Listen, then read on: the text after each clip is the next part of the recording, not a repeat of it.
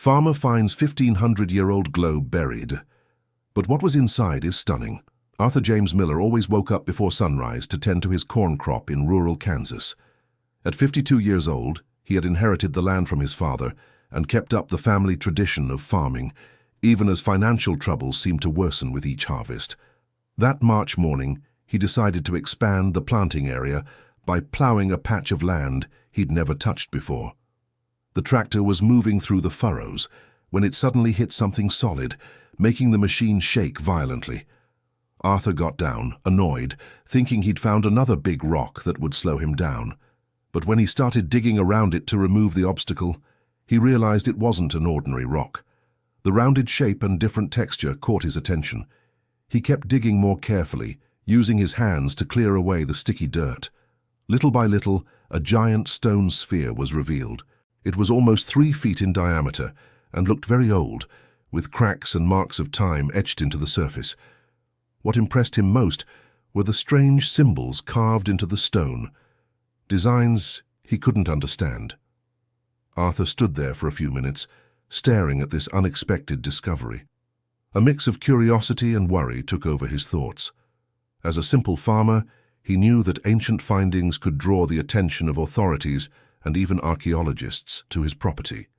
His concern grew when he remembered the debts he owed to the bank. He had taken out a mortgage on the farm without telling his daughters, hoping the next harvest would solve his money problems. If anyone found out about the buried object, people might come wanting to study his land or even take part of it. He decided to cover the sphere again with dirt and branches, marking the spot discreetly. He went back home with a troubled mind, unable to focus on his daily chores. During lunch, his younger daughter Cassidy noticed he was distracted and asked if everything was okay. "Just tired, sweetheart. Nothing serious," he answered, avoiding telling her about the discovery. Cassidy had always been the daughter who helped him the most on the farm. At 28, she had chosen to stay in the countryside instead of heading to the city like her older sister Meredith. She knew her father better than anyone and could tell when something was bothering him. "Dad, are you sure everything's all right? This morning I saw you messing around in that part of the land where we've never planted anything." Arthur felt his heart race. If Cassidy had noticed his unusual activity, other neighbors might have seen it too. The property was in a valley where houses were close together, and any strange movement quickly became gossip in the community. That night, after everyone had gone to sleep, he went back to the discovery site. With a flashlight, he looked again at the partially buried sphere. The symbol seemed even more mysterious under the dim light, casting shadows that gave the designs different shapes. He tried to move the sphere, but it was extremely heavy. He tapped lightly on the surface and heard a hollow sound as if there was empty space inside. That made him even more curious. What could be inside something so old? Dear listener, if you're enjoying the story, feel free to hit like and especially subscribe to the channel. It really helps us beginners out. Now, continuing. The next morning, Meredith showed up at the farm for her monthly visit. At 35, she had built a successful career as an accountant in Kansas City and always showed a certain impatience with the simple country life. Her visits usually came with suggestions for her father to sell the property and move to the city. "Dad, I need to talk to you about the farm's finances," she said, stepping into the kitchen where Arthur was having coffee. His heart raced. Had she found out something about the mortgage? He tried to stay calm, pouring coffee for his daughter. "What finances, Meredith? The farm's doing fine." "Doing fine? Dad, I work with numbers all day. I can tell when someone's in financial trouble. You've been more worried lately. You didn't buy the equipment you said you would. And Cassidy told me some bills are overdue." Cassidy appeared at the kitchen door, sensing the tension in the air. "Meredith, you don't have to talk to your father like that." "Someone has to talk, Cassidy. You two live in this fantasy that family farming is still viable these days. Dad should sell this land and secure a comfortable retirement." The argument that followed was intense. Meredith insisted the rural property had no future, while Cassidy defended the family tradition. Arthur tried to mediate, but his mind was torn between the fight between his daughters and the secret he kept in the land. The conversation was interrupted when they heard the sound of a tractor approaching. It was Silas, the nearest neighbor, coming to ask if he could borrow some tools. "Good morning, Arthur. I saw you've been messing around in that part of the land out back. Planting something new?" The farmer felt his blood run cold. If Silas had noticed, soon the whole neighborhood would know he'd been doing something different in that area. "Just checking out the ground, Silas. Thinking about expanding the planting area." "Oh, I see. It's just that I saw you out there several times, even at night with a flashlight. Thought you'd lost a tool or something." The daughters exchanged suspicious looks. Meredith was the first to speak. "Dad, what were you doing out in the field at night?" Arthur realized he wouldn't be able to hide it much longer. The pressure from his family and the neighbors' curiosity made the situation unbearable. "It's just that I found something strange buried out there. I didn't want to make a big deal of it." "What kind of thing?" asked Cassidy, worried. "A big round stone with carvings on it. Looks really old." Silas stepped closer, interested. "Must be from the old settlers. My granddad always said that before we came here, there was a family of Germans who lived on this land." The information surprised Arthur. He knew the property had been bought by his grandfather, but he never knew details about who lived there before. "Germans? What's that story, Silas?" "My granddad said they came during the German immigration around the 1920s, built a house, planted crops, but then disappeared all of a sudden. No one ever really knew what happened to them." Meredith frowned. "Dad, if that object is really ancient, it could have historical value. You need to notify the authorities." "I'm not notifying anyone," Arthur replied, raising his voice. "This is my land, and what's on it is mine too." "That's not exactly how it works, Dad. Historical heritage belongs to everyone." The argument started up again, with Silas watching uncomfortably. The neighbor quickly said goodbye, carrying with him the certainty that there was an interesting discovery on the Miller property. After Silas left, Arthur gave in to his daughter's pressure and took them to see the sphere. Their reaction was one of astonishment. Meredith immediately started taking pictures with her phone, while Cassidy observed the symbols carved into the stone in silence. "This is incredible, Dad. It could be really old," said Cassidy, carefully touching the surface of the sphere. "And that's exactly why it needs to be studied by experts," added Meredith. "I'm going to look up procedures for archaeological finds online." "You're not looking up anything," Arthur shouted. "I don't want strangers messing around on my property." The family tension only grew. Cassidy struggled to understand her father's reluctance, while Meredith was already mentally planning her next steps. The situation became even more complicated when she received a work call and had to return to Kansas City, promising to come back on the weekend. Alone with Cassidy, Arthur tried to explain his fears. "Cassidy, you don't understand. If they find out there's something old here, they'll want to study everything. And if they discover that this land has historical importance, they might even stop me from planting." "Dad, why don't you just tell the truth? You're hiding something besides that sphere." The weight of the secret about the mortgage was almost unbearable. Arthur knew he had to tell his daughters, but he was afraid of their reaction. "Cassidy, I made a mistake. I mortgaged the farm to get money for the harvest." The silence that followed was devastating. Cassidy went pale, processing the information. "You did what? Why didn't you talk to me? Why didn't you ask for help?" "Because I'm the head of this family. I've always solved our problems on my own." "And where has that gotten us, Dad? You're desperate, hiding things, fighting with Meredith. That's not solving problems, it's creating more problems." The conversation was interrupted by the sound of approaching cars. Through the window, they saw 3 vehicles stopping in front of the house. Several people with equipment got out. They were clearly not from the area. "Good afternoon," said a middle-aged man approaching the porch. "We're from the Bureau of Archaeology at State University. We received information about a possible archaeological discovery on this property." Arthur felt the world collapsing. Someone had reported his discovery. He looked at Cassidy, who shook her head, indicating it wasn't her. "I don't know what you're talking about," Arthur lied. "Mr. Miller, we have photos of the stone sphere found on your property. They were posted on social media. We need to evaluate the find to determine its historical importance." Cassidy whispered, "It must have been Silas. He must have mentioned it to someone, and the news spread." The team leader, who introduced himself as Professor Sterling, showed images on a tablet. They were photos of the sphere taken from different angles, clearly made by someone who had approached the site at night. "How did you get these photos?" Arthur asked indignantly. "They circulated in WhatsApp groups around here. Someone posted saying there was an important archaeological discovery here.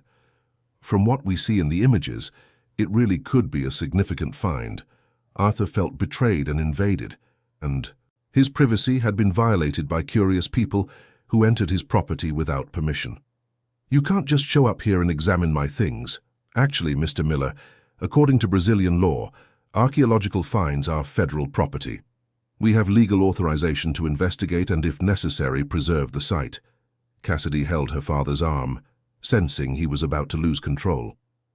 "Professor, could you explain to us how this process works? What are the landowner's rights?" Professor Sterling became more understanding when he realized Cassidy was willing to talk. "Of course. First, we need to examine the object to determine its age and importance. If it's truly old and significant, a broader excavation will be necessary. During that process, you remain the owners of the land, but the discovery area is temporarily under our supervision." "And then?" Arthur asked suspiciously. "Then we write a report. If the find is exceptional, a preservation area may be created. But that doesn't mean you lose the land. It means that specific part will have usage restrictions." The explanation did not reassure Arthur. With the mortgage pending, any restriction on the property could further complicate his financial situation. The team spent the rest of the afternoon examining the sphere. They used equipment to measure it, photographed it from every angle, and made molds of some symbols. Professor Sterling seemed increasingly interested as the examination progressed. "This object is truly exceptional," he commented to his assistants. "The symbols don't appear to be of indigenous origin. They have characteristics that resemble ancient European engravings." Arthur and Cassidy followed the entire process in silence.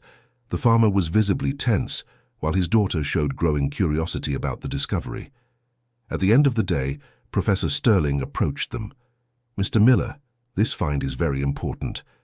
We'll need a few days to conduct more detailed analyses. We're going to install temporary protection around the site and place a night guard." "A guard? On my property?" protested Arthur. "It's standard procedure to protect the archaeological site. The guard will stay only in the area of the discovery and won't interfere with your farming activities." When the team finally left, father and daughter were alone on the porch, watching the spot where there was now an improvised protective structure. "Cassidy, my life has been turned upside down in 2 days," Arthur vented. "Dad, maybe this is an opportunity. If the object is truly valuable, it could attract tourism to the area, generate extra income. Or it could complicate everything. With the mortgage due in 6 months, I can't afford to have parts of the land inaccessible." Cassidy fell silent, thinking about possible solutions. She had known her father long enough to know he was more scared than angry. During the night, Arthur couldn't sleep. He went out several times to observe the protected area, where a faint light indicated the presence of the night guard. The feeling of having lost control over his own property was distressing. The next morning, Meredith returned earlier than she had promised, bringing with her a lawyer specializing in real estate and property law. "Dad, you need to talk to Mr. Henderson about your rights," she said, introducing the suited man. Arthur got irritated. "Meredith, I didn't ask you to bring any lawyer. But I brought him because I can see you don't understand the seriousness of the situation. This discovery could affect the value and use of the property."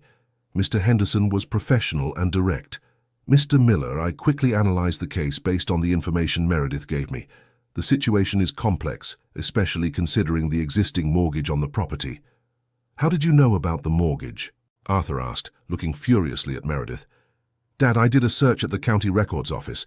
It was necessary to understand the full situation in order to help.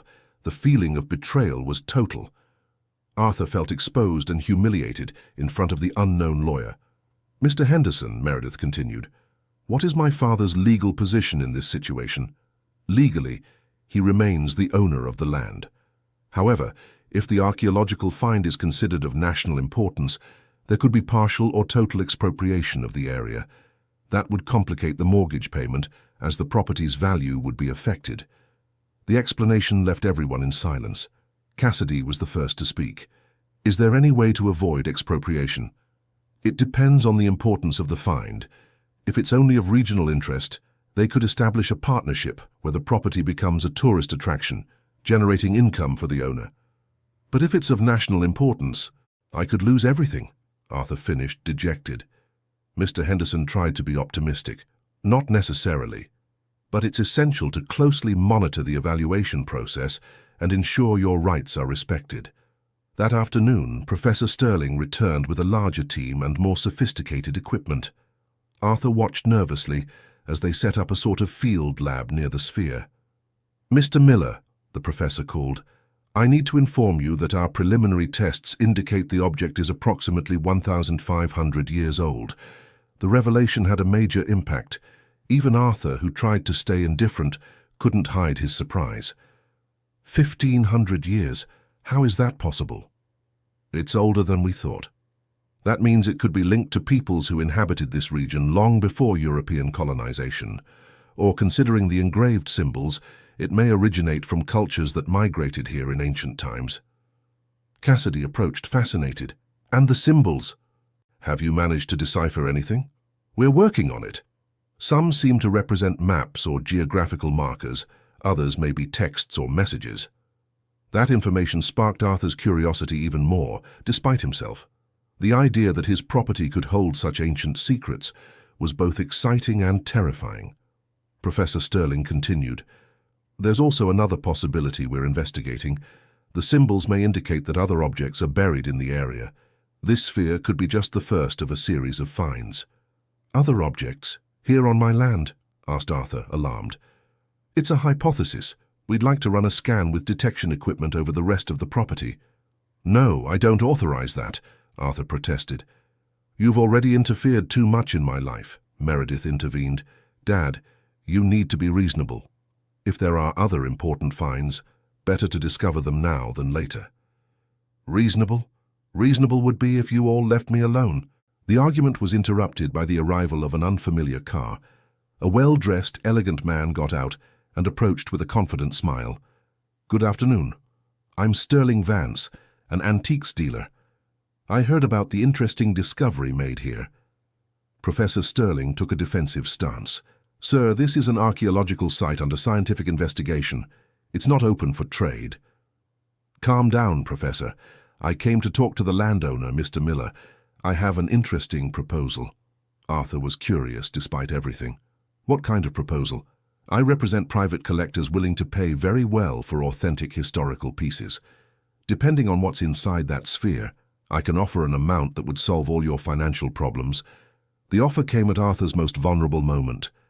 With the mortgage coming due, pressure from family, and uncertainty about the property's future, the possibility of immediate cash seemed tempting. Professor Sterling protested vehemently. "Mr. Miller, selling archaeological finds is a crime against cultural heritage." "Only if they really are cultural heritage," Sterling Vance retorted. "So far you've only got speculation about the object's age and origin." Mr. Henderson spoke up. "Mr. Miller, illegal sale of historical heritage can result in prison time and very heavy fines." The confusion of contradictory information left Arthur even more distressed. On one side, scientists wanting to study his find. On the other, dealers offering immediate financial solutions. In the middle, his family divided over what to do. Dear listener, if you're enjoying the story, feel free to hit like and especially subscribe to the channel. It really helps us newcomers. Now continuing, Cassidy asked to speak with her father in private. They walked to the porch of the house, away from the others. "Dad, are you seriously considering selling that object?" "Cassidy, I don't know what to think anymore. This discovery has brought nothing but trouble. And if it really could settle our debts, but it could be a crime, Dad. And besides, if it's really important to history, wouldn't it be wrong to sell it?"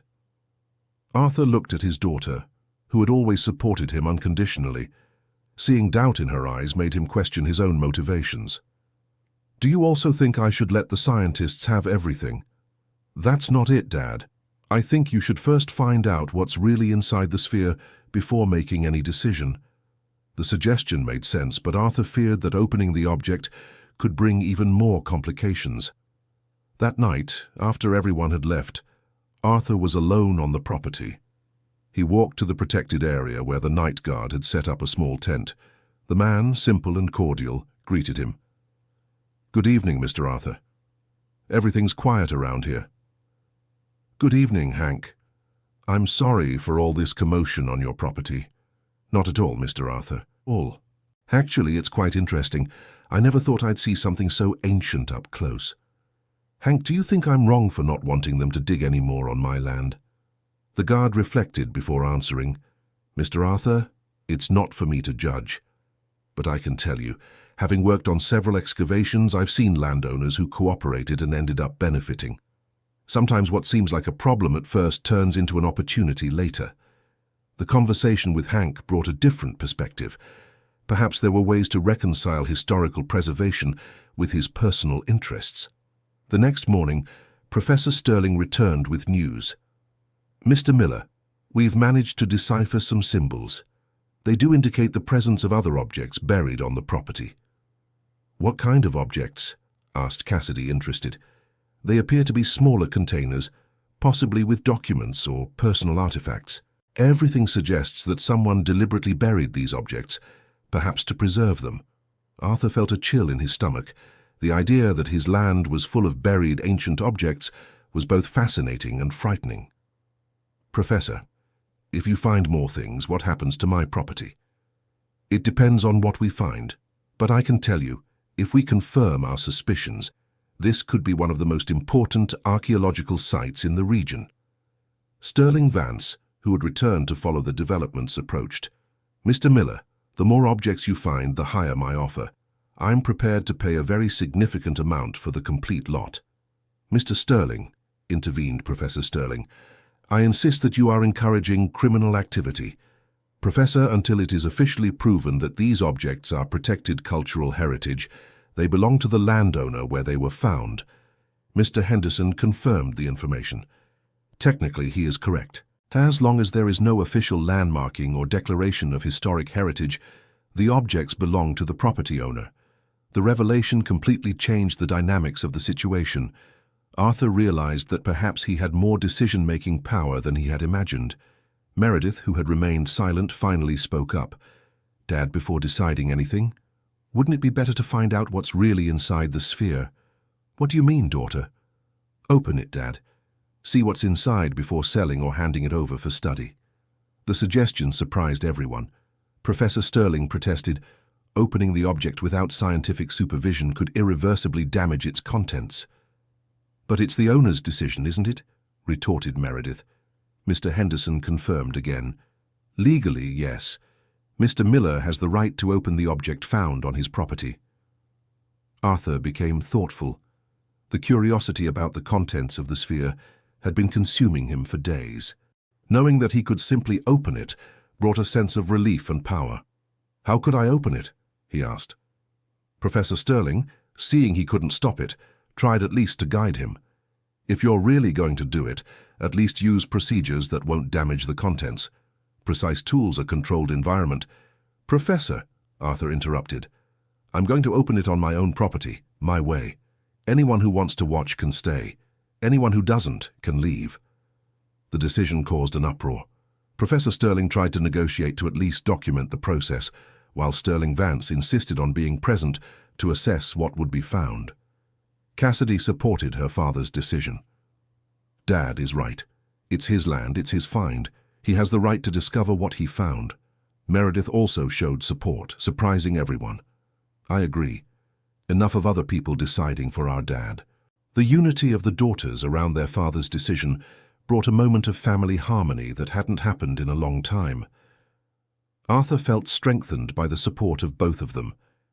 It was decided that the opening would take place the next day, with all interested parties present.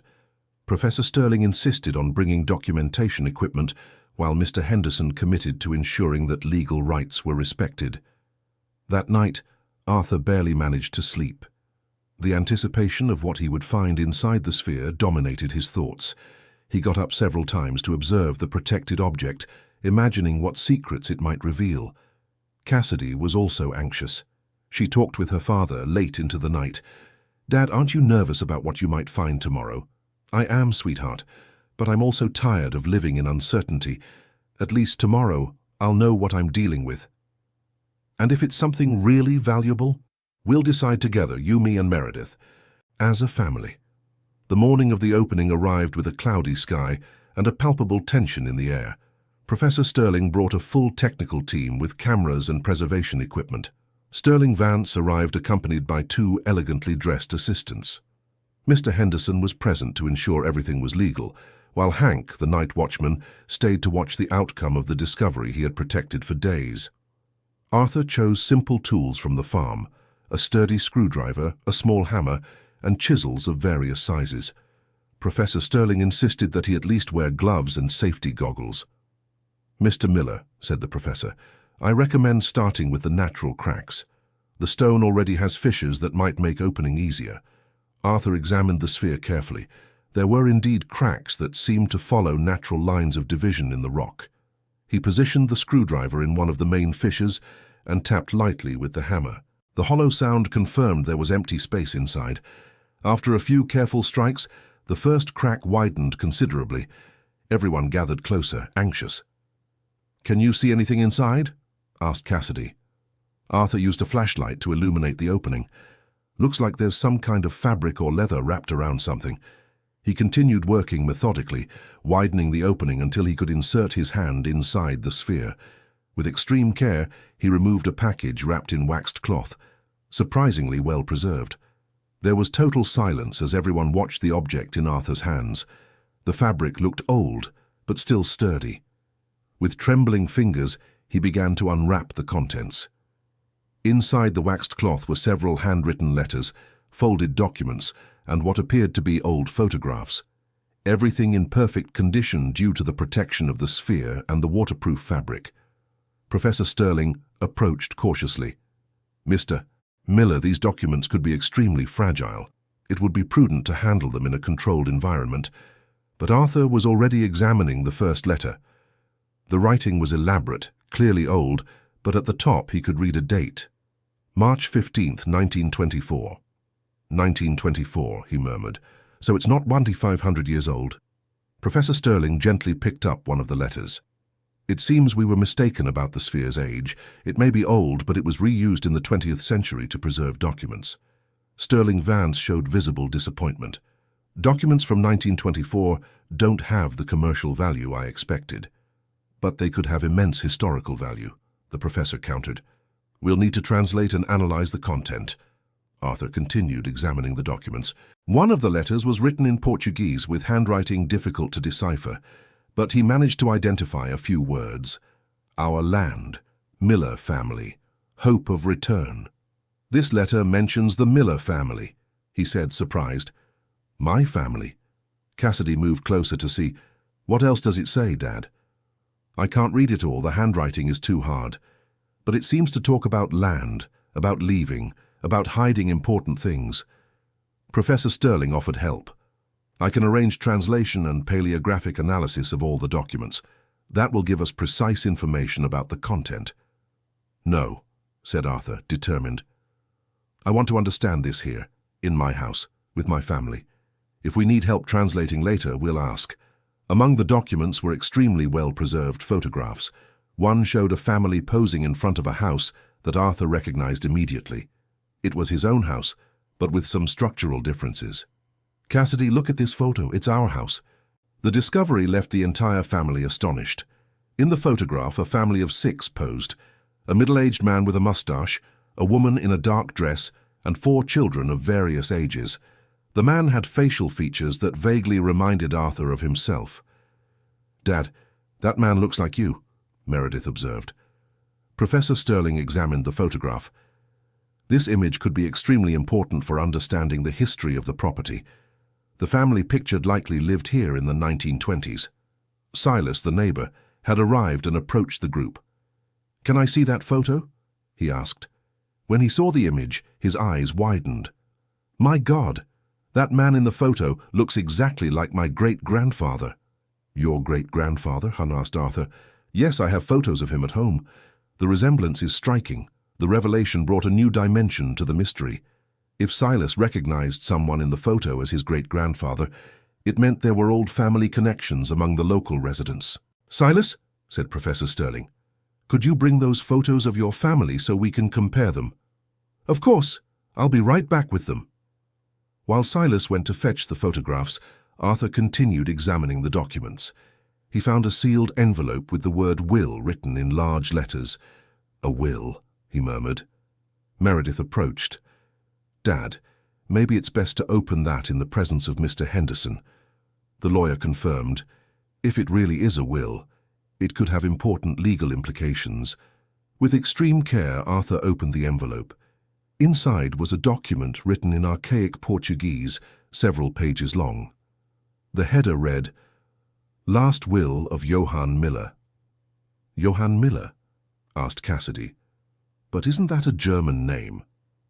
Professor Sterling explained, "During immigration, many families Germanized their names.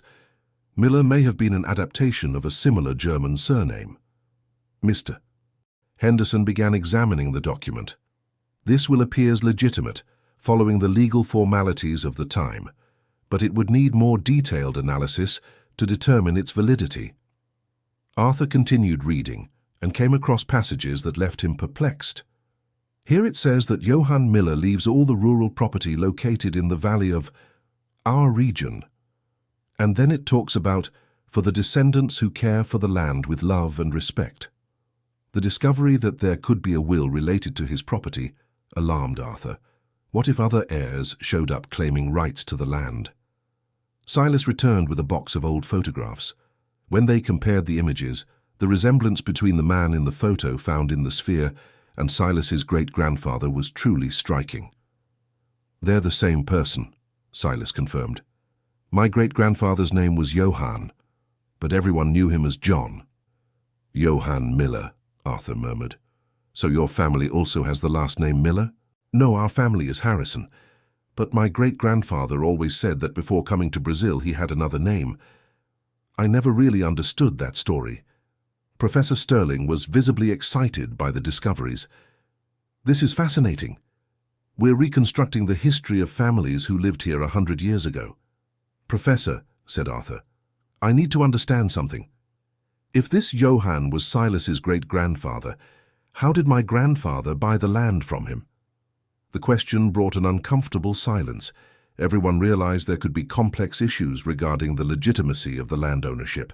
Mr. Henderson spoke up.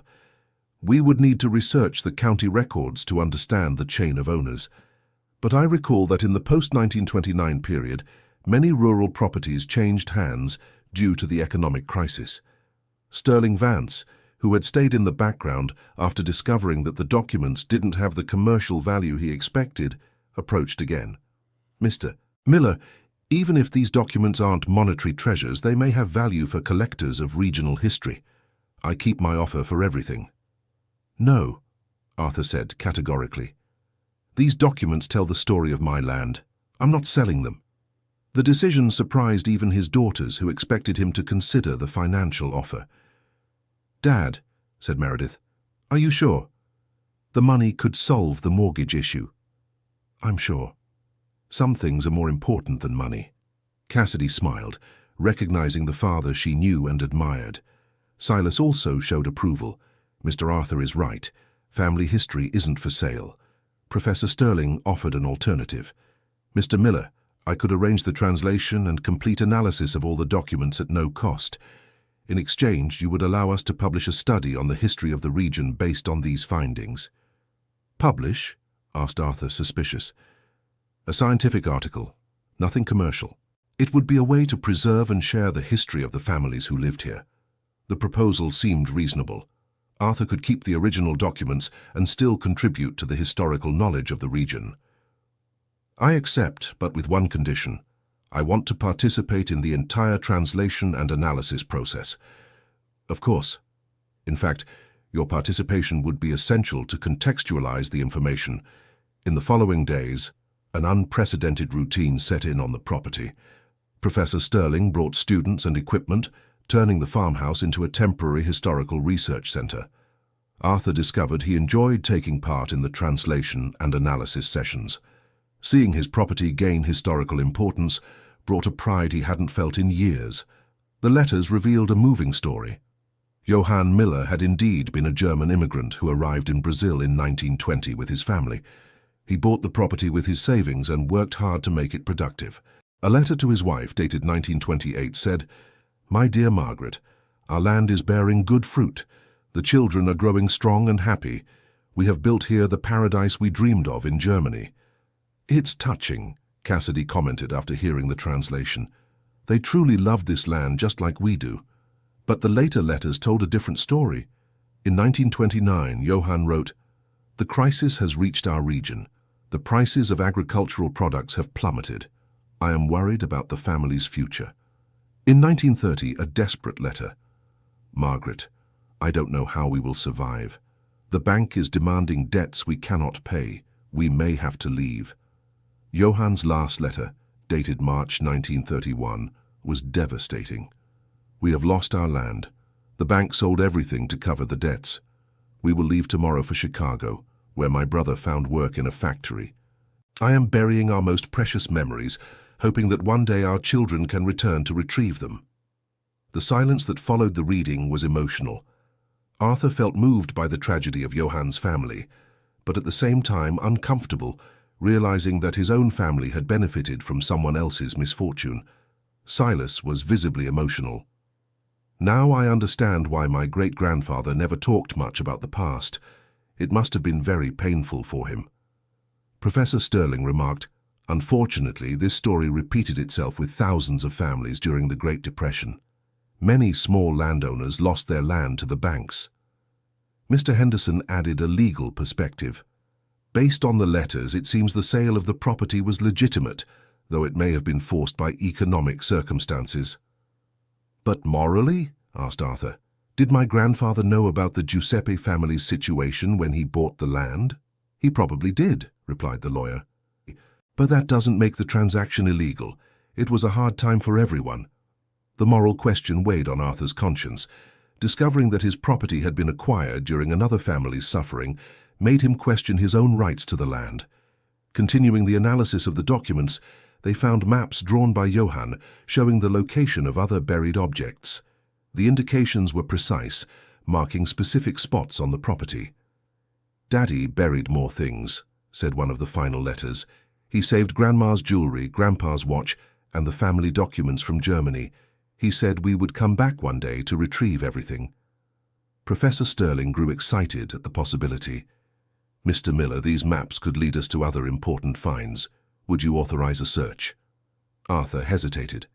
Finding more objects from Johann's family could complicate the situation even further. "What if we find something that proves this land shouldn't be ours?" Meredith was surprised by her father's question. "Dad, are you questioning our rights to the property?" "I'm questioning whether it's fair for us to live here knowing the suffering the previous family went through." Arthur's moral reflection impressed even Professor Sterling. "Mr. Miller, your ethical concern is admirable, but legally, you have been the rightful owners of this land for over 90 years. Silas offered a different perspective. "Arthur, if my great-grandfather wanted anyone to keep this land, it would be someone who loved it as much as he did. And from what I can see, you love this property as much as he did." The observation touched Arthur deeply. Perhaps the issue wasn't about legal rights, but about the moral responsibility to take good care of the land. Dear listener, if you're enjoying the story, feel free to hit like and especially subscribe to the channel. That helps us a lot, as we're just starting out. Now, continuing. They decided to proceed with the search for the other objects indicated on the map. Professor Sterling brought metal detection equipment, and the whole family took part in the search. The first location marked on the map was near a century-old tree that Johann had planted. After a few hours of careful digging, they found a small metal box, well preserved. Inside the box were simple but beautiful jewels, a pearl necklace, gold earrings, and a wedding ring with an inscription in German. There was also a pocket watch still working, and more family photographs. "Does this watch still work?" asked Cassidy, amazed. Professor Sterling examined the object. Well-made watches from that era were built to last generations. With proper maintenance, They can work for centuries. One of the new photographs showed Johann with a younger man, both smiling next to a cornfield on the same land where Arthur currently farmed. "Who could that younger man with Johann be?" asked Meredith. Silas examined the photo. "It might be my grandfather. My great-grandfather had several children, and one of them stayed in the region when the family left for Chicago." The revelation brought new complexity to the story. If part of Johann's family had remained in the region, there could be other descendants with connections to the property. "Silas," asked Mr. Henderson, "do you have any information about other descendants of your great-grandfather's family?" "I have some distant cousins, but we lost contact years ago. I know some moved to other cities." Professor Sterling suggested we could try to locate these descendants. It would be interesting for the historical research, and perhaps they have more information about Johann's family. Arthur became apprehensive. What if they want to claim rights to the land? "Legally, that would be impossible after so long," reassured Mr. Henderson. "But emotionally, it could be a meaningful meeting for everyone." In the following days, Professor Sterling and his students located 3 descendants of Johann Miller living in nearby towns. The first to be contacted was Thomas Miller Harrison, grandson of one of Johann's sons, who remained in the region. Thomas was a mechanic in the neighboring town, a simple and hard-working man of 55 years. When Professor Sterling sought him out and told him about the discovery, he was visibly moved. "My grandfather always talked about the farm we lost," said Thomas. "He kept a rusty key that he said belonged to the main house. I never understood why." "Would you like to visit the property?" asked the professor.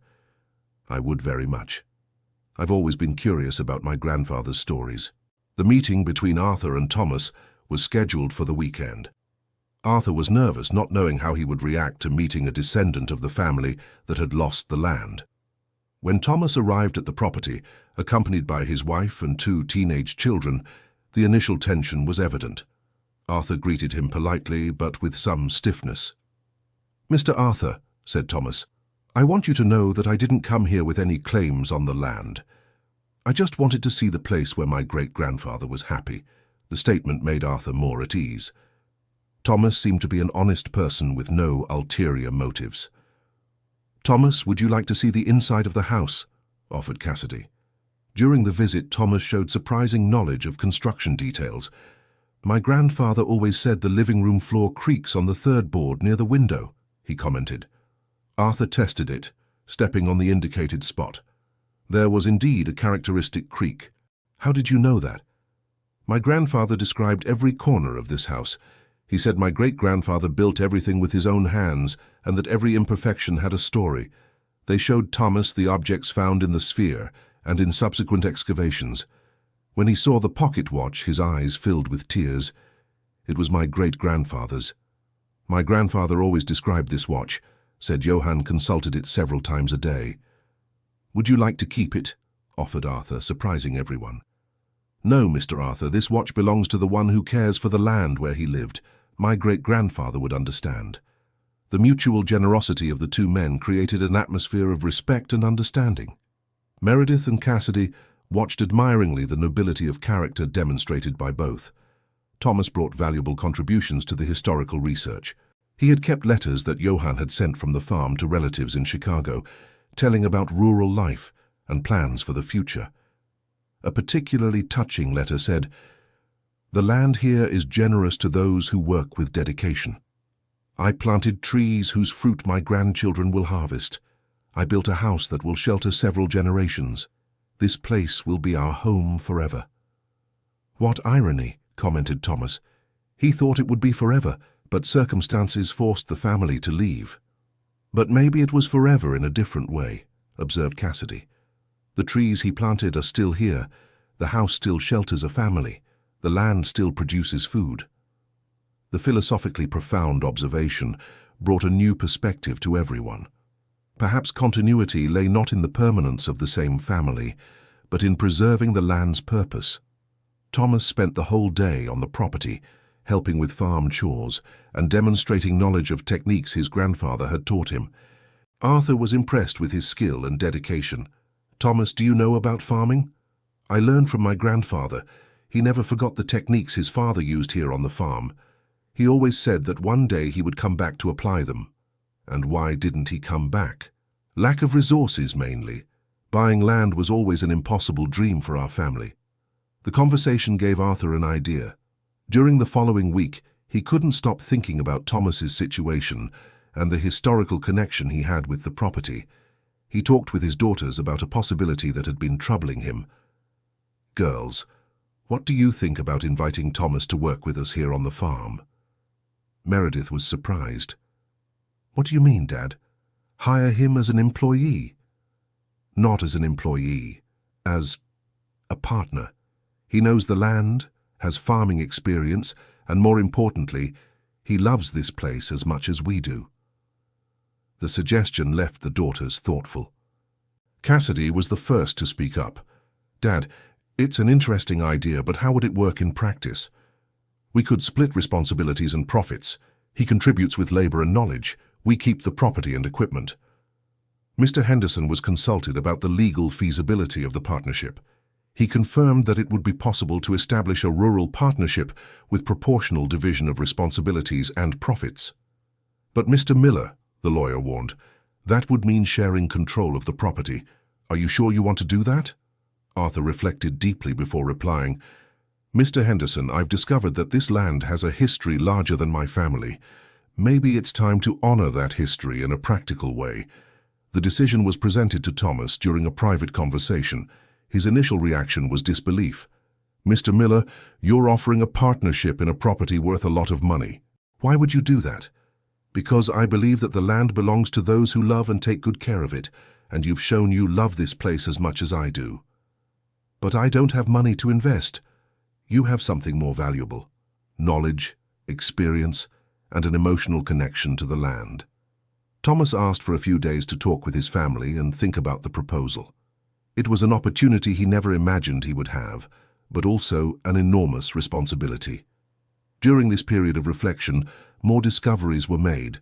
Professor Sterling found in the county records office documents proving that Johann had requested permission to build a family cemetery on the property. "A cemetery?" asked Arthur, alarmed. "Don't worry," the professor reassured. "According to the documents, he never actually built it. It was just a plan for when the family grew, but the information led to a new excavation at a location marked on the maps as Place of Eternal Rest. There they found not tombs, but a more elaborate time capsule. Inside were documents about the genealogy of the Johann family, including a complete family tree, birth certificates of the children, and even seeds of the plants he had brought from Germany. "Seeds? After 100 years?" asked Cassidy. Professor Sterling explained, "Well-preserved seeds can remain viable for decades, sometimes even more than a century." "Would they still sprout?" asked Thomas, who had returned to accompany the excavation. "There's only one way to find out," replied the professor. They decided to plant some of the seeds found in a special area of the property. If they sprouted, it would be a living connection to the land's past. Thomas took the opportunity to give his answer about the partnership. "Mr. Arthur, I accept your proposal, but with one condition." "What?"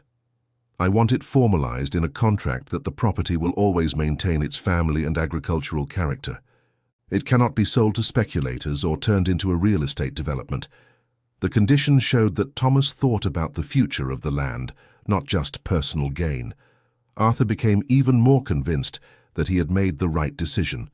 Mr. Henderson drafted a detailed rural partnership agreement, establishing the rights and obligations of each party. The split would be: Arthur kept 60% of the property, Thomas received 40%, but both would have veto power over decisions affecting the agricultural character of the land. The formalization of the partnership was celebrated with a simple party on the property, with the presence of both families, close neighbors, and Professor Sterling's team. Silas made an emotional toast. Today is not just the beginning of a business partnership. It is the reunion of two families who love the same land, separated by almost 100 years of history. During the party, the first planted seeds began to show sprouts. The emotion was universal upon realizing that plants brought from Germany a century ago were coming back to life on Brazilian soil. "It's a miracle," commented Thomas's wife. "It's not a miracle," replied Professor Sterling. "It's the force of life, which finds ways to perpetuate itself through time." In the following months, the partnership proved extremely productive. Thomas brought cultivation techniques he had learned from his grandfather, while Arthur contributed knowledge of modern agriculture. The combination resulted in more abundant harvests than any that Arthur had achieved alone. The mortgage on the property was paid off with the profits from the first joint harvest. More importantly, the property gained new purpose and vitality. The German plants grew and adapted to the Brazilian soil, creating a small garden that Professor Sterling catalogued as a botanical bridge between cultures. Visitors interested in rural history began to seek out the property. Cassidy suggested creating a rural tourism itinerary that would tell the story of the families who had lived on the land. The idea was embraced by everyone, generating additional income without changing the main agricultural activity. "Dad," said Meredith during a visit, "I need to admit I was wrong about selling the property. What you've built here is much more valuable than money." "Daughter, sometimes we need to lose something to understand its true value. I almost lost our land because I didn't know how to ask for help. Arthur's personal transformation was remarkable. The closed and stubborn man became more open, collaborative, and willing to listen to suggestions. The partnership with Thomas taught him that sharing responsibilities can multiply results. Thomas also changed. The simple mechanic discovered a deep connection with agriculture and with his family's history. His children, initially skeptical about the move, adapted well to rural life and began helping with farm activities. 1 year after the discovery of the sphere, Professor Sterling published a comprehensive study on German immigration and family farming in rural Kansas, the case of the Johann Miller family. The work gained national recognition and brought even more visibility to the property. The study attracted researchers from other universities interested in similar cases of families who lost land during the Great Depression. The property became a reference in rural history preservation. More importantly, other descendants of Johann were located in Chicago and Minas Gerais. The reunion of all branches of the family, organized at the original property, was an emotional event. "Our great-grandfather would be proud," commented one of Johann's granddaughters, already elderly. "He always said that the land was stronger than people, that it would overcome any difficulty." During the family reunion, they decided to create a foundation to preserve the history of rural families in the region, using the property as headquarters. The foundation would be funded by income from rural tourism and aim to document and preserve similar stories. Thomas was chosen as president of the foundation in recognition of his dedication to honoring the memory of the great-grandfather and caring for the land that Johann had loved. 2 years after the discovery, the property had completely transformed.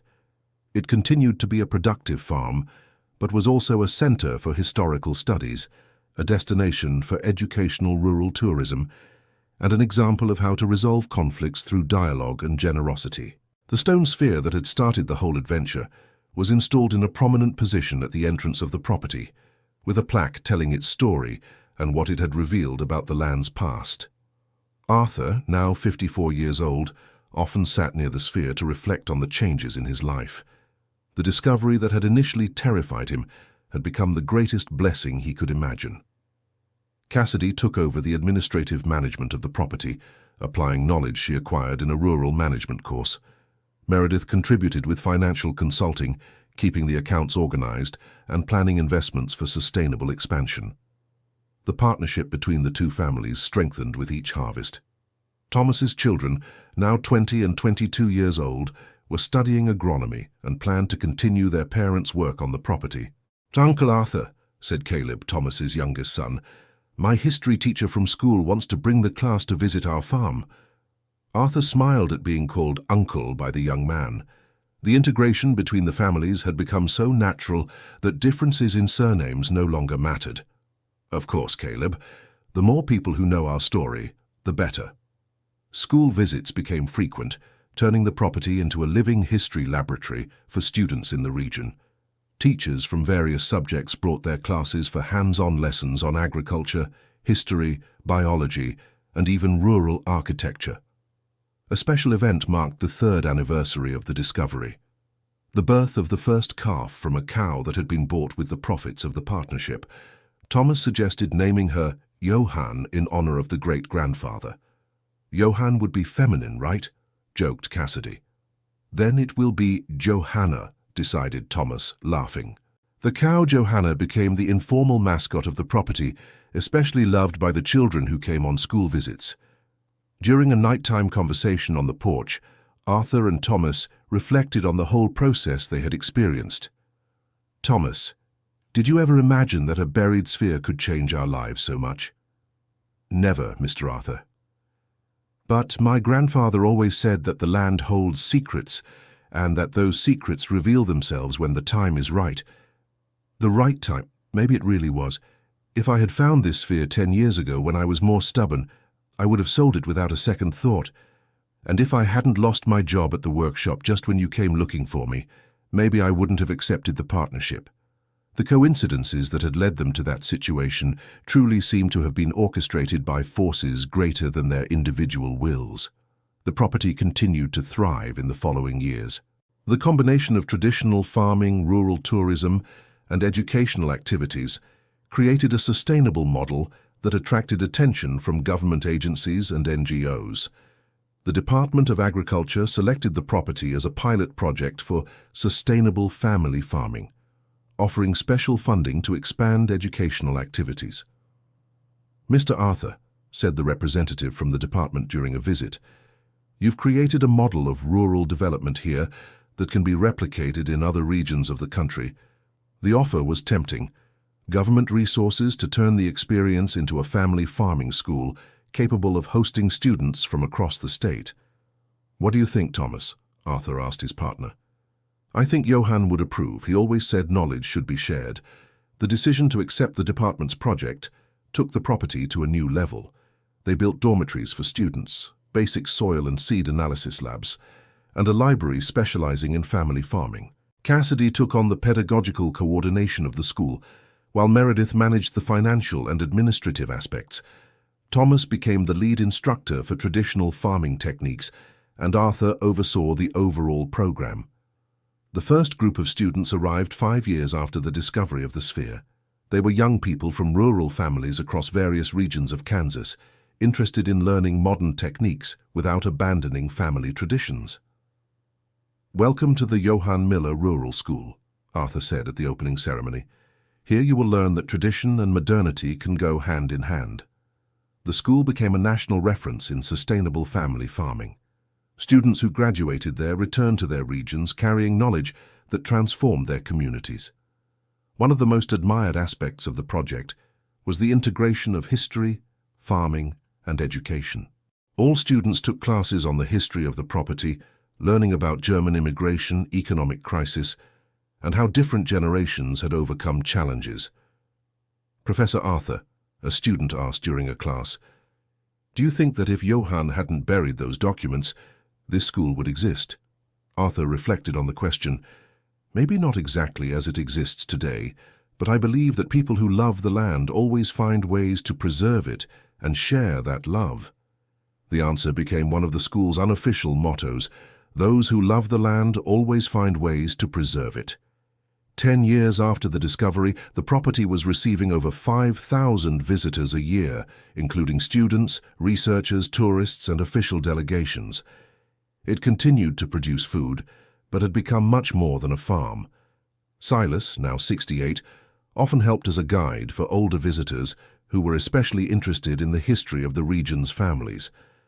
Arthur, he said during a conversation, have you ever thought that that sphere might have been buried precisely to be found by you?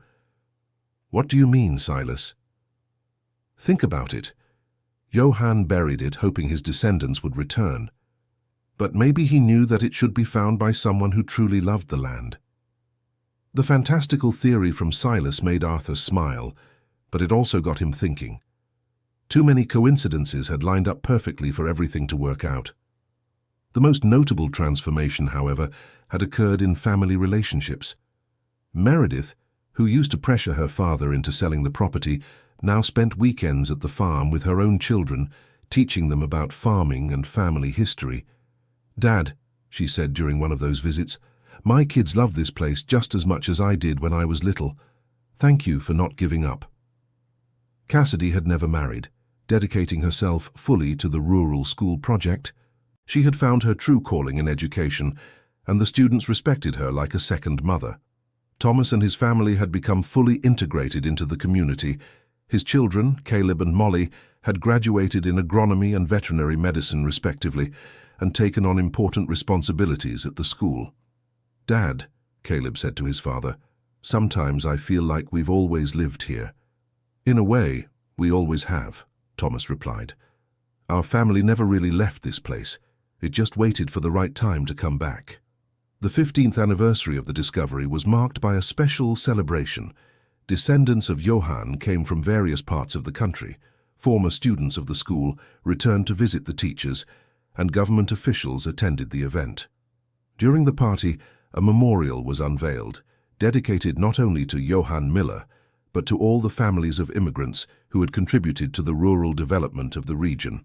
"This memorial," Arthur said during the ceremony, "represents all the stories still buried, waiting to be discovered and honored." Professor Sterling, now retired but still involved in the project, presented an overview of 15 years of research. The initial discovery of a buried sphere turned into the largest documentation of regional rural history of the 20th century. We catalogued over 200 families, preserved hundreds of photographs and documents, and trained 320 young farmers. The statistics were impressive, but Arthur knew the real success was in the transformed relationships and the lives that had found purpose through connection to the land. That night, after the party, Arthur walked alone to the stone sphere that still held a prominent spot on the property. Now it was surrounded by a garden with plants descended from those Johann had brought from Germany. "Johann," he said softly, "I hope you're proud of what we've done with your land." A gentle breeze rustled the leaves of the German plants, as if it were an approving response from the old owner. Arthur realized he had found complete peace with his decision not to sell the discovery, to form a partnership with Thomas, and to turn the property into something greater than a simple farm. At 67, he felt fulfilled in a way he never thought possible. He had discovered that true wealth wasn't in owning land, but in honoring it and sharing it. The rural school kept growing, agricultural production remained sustainable, and the two families lived in a harmony that served as an example for the whole region. On quiet nights when he walked the property, Arthur sometimes still marveled at the transformations a single discovery had set in motion. The sphere, buried for nearly a century, had revealed far more than old documents. It had revealed possibilities for the future he had never considered. The story of the property continued to be written every day, with new chapters being added by students, visitors, and the two families who now called it home. And whenever someone asked Arthur what had been the greatest treasure found in that stone sphere, he would answer without hesitation, "The greatest treasure was discovering that sharing multiplies, that honoring the past builds the future, and that the land belongs to those who love it, regardless of documents or contracts." End of the story. Now tell us what you thought of this story and where you're watching us from. Do you believe Arthur made the right decision by forming a partnership with Thomas? Leave your honest opinion in the comments. Thank you so much for your company. Don't forget to leave your like and especially subscribe to the channel so you don't miss other exciting stories like this one.